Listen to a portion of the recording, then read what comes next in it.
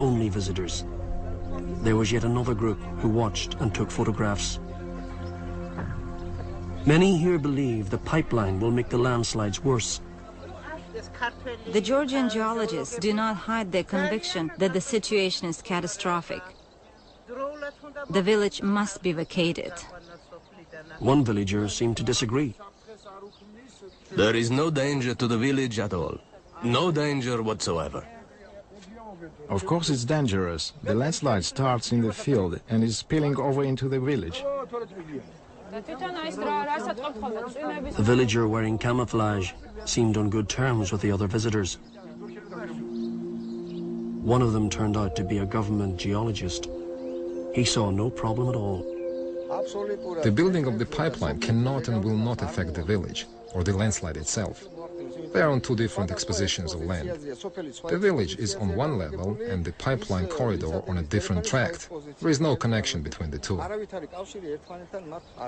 The villagers are clearly disconcerted by the controversy. We are very afraid of being used as pawns in political maneuverings. We hope that you and your visits don't complicate our situation. What's going on here? What's all this fuss? Who are these people? Where I was born and bred, where I shot my first arrow, that is where my motherland is.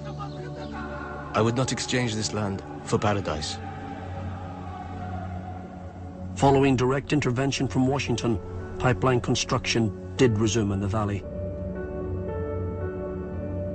As we left the village, we were still being followed.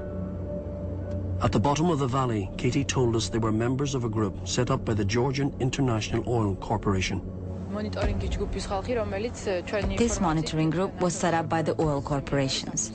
Whenever we go up to that village, people from that group always follow us there. Today, they effectively control Borjomi. What happens here, how it happens, who comes to Borjomi, and what people say.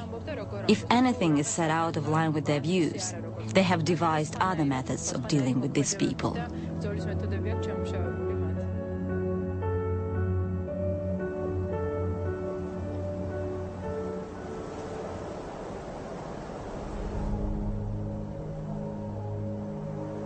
We kept driving south from Borjomi. After about an hour, we found ourselves stuck behind this truck. It was stacked with pipes, so we decided to follow it.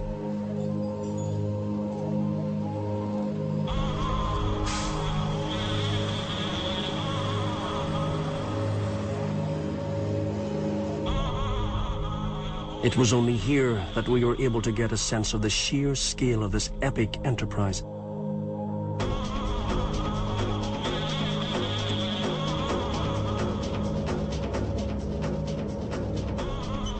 We were now approaching the last international border on our journey.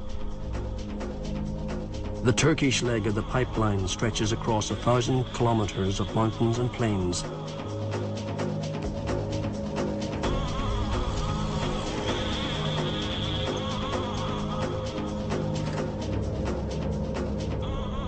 We were leaving the Caucasus. The mountains now looming in our windscreen were the Taurus Mountains of eastern Turkey.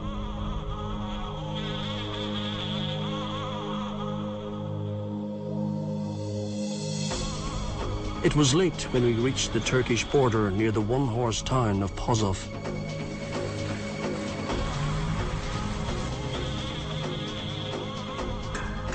Next morning, we went to see a pump station under construction high up in the mountains. BTC's project manager here is Gary Allen. We were not allowed to ask him about anything except his job. So basically we've got a responsibility as the pump station team to connect our pump with the pipeline in order that we can then pump oil from beginning of 2005. Are you ahead? Are you behind?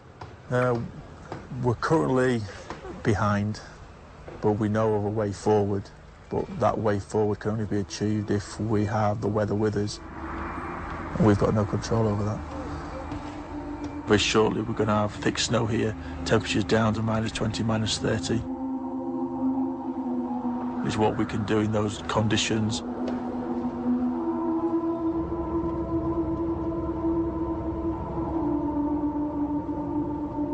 Weather, terrain, schedule, each one presented problems that seemed insurmountable.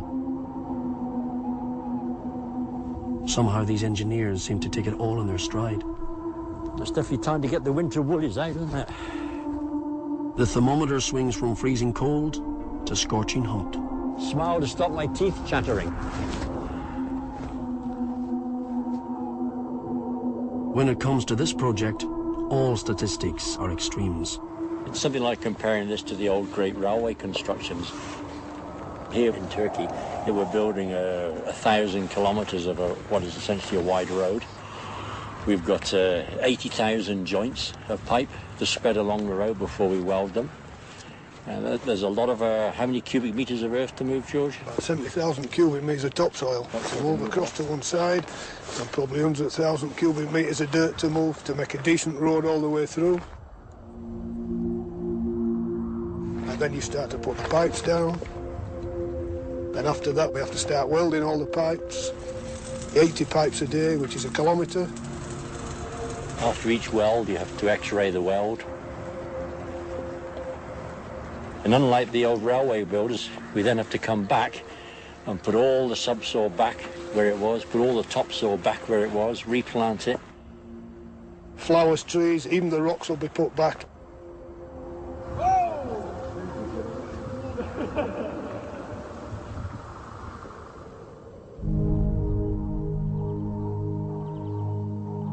In eastern Turkey, the pipeline cuts through a landscape still locked in another age.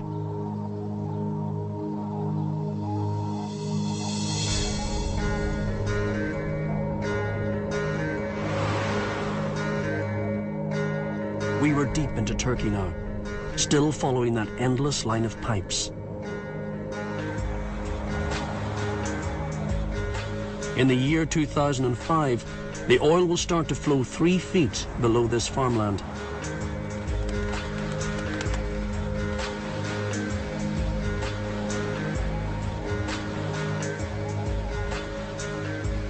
Every 55 minutes, $1 million worth of oil will be pumping through. And as it does, it will pass some of the poorest villages in Turkey.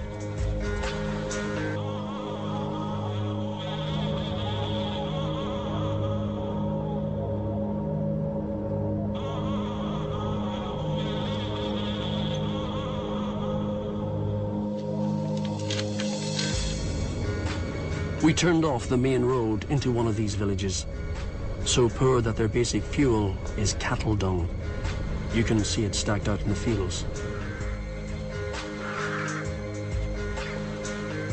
Naively, many of these subsistence farmers imagine that the pipeline might help raise them out of poverty. We burn this dung to cook bread. This is dung. We have no alternative.